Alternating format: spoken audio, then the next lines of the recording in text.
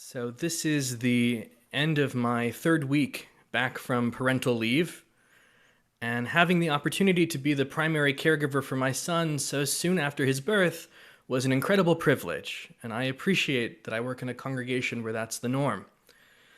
Now, when I left, we did not know how much the world would change. As I've been emailing, calling, and speaking with you, almost always people begin with a variation of the phrase, "I bet you pictured your return to Central differently." Well, that is the understatement of the century.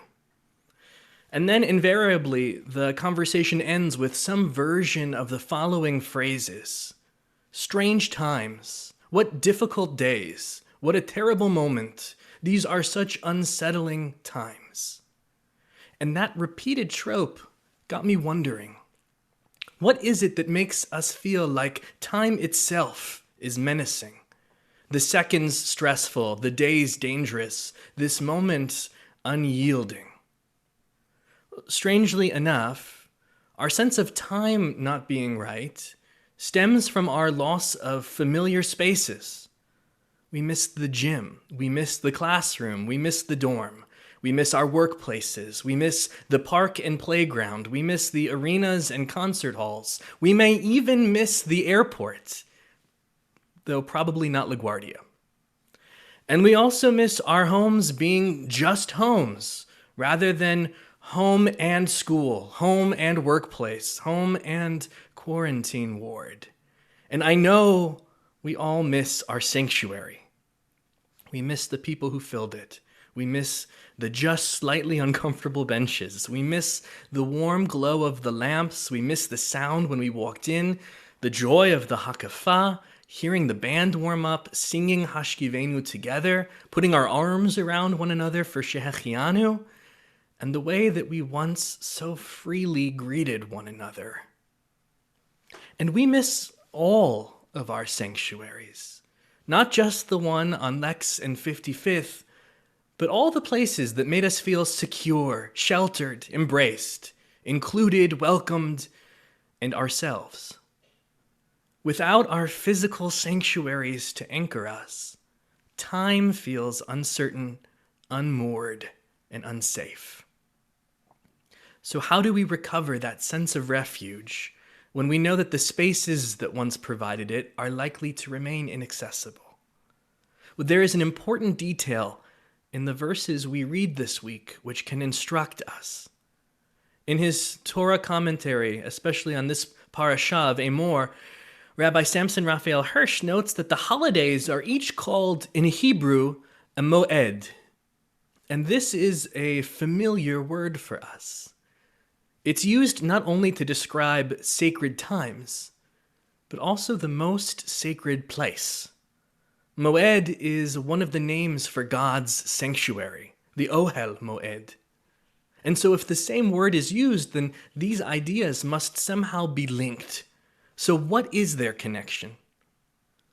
Well, just as God in Israel created a sanctuary in space, the ancient temple, God also commands us to create sanctuaries in time, sacred moments, or perhaps even more appropriately, sanctuary moments.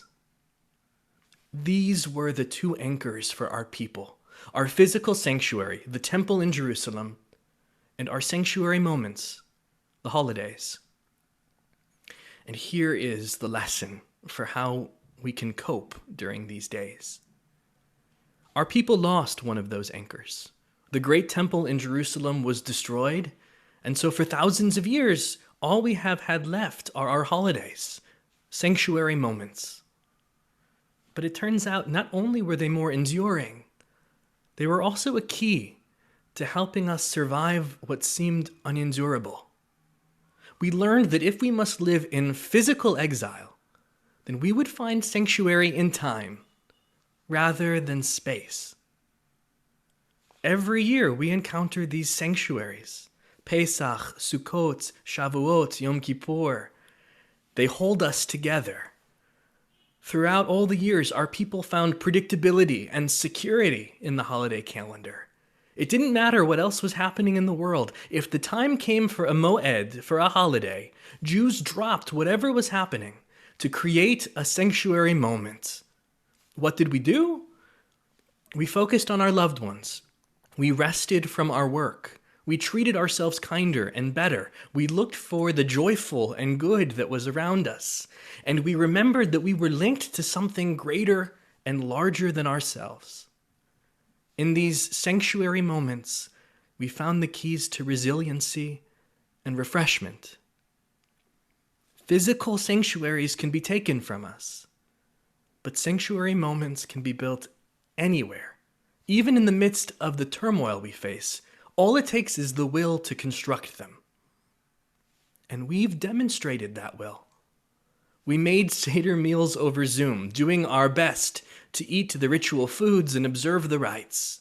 We maintain the continuity of generations through B'nai Mitzvah. We're not in our sanctuary, but we're still celebrating students taking their place in our community in beautiful, deep, and powerful ways. And we continue to mark Shabbat. During my leave, it was in these virtual services with you where my family found our most uplifting, joyous, and calming moments in this quarantine.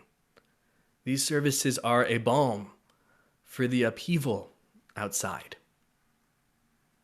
And the wisdom of our religious expression can enrich and uplift us individually as well as communally. We can create personal, daily sanctuary moments. There are so many ways. When we wake up, for instance, we can ask ourselves, first thing, what is a blessing in my life today? And if we look for it, chances are we will find it. Before bed, we can think back on the day that's passed and recite the best part of it to ourselves, focusing on the positive and the delightful that surrounds us.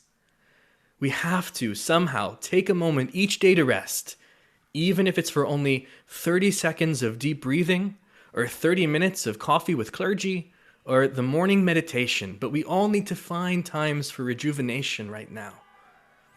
At 7 p.m., somehow miraculously, it is just now 7 p.m., and you may be hearing the sounds through my microphone, but each day we can mark this moment. We can open our windows to bang pots and cheer on essential workers, marking this time by lifting up gratitude and celebrating courage.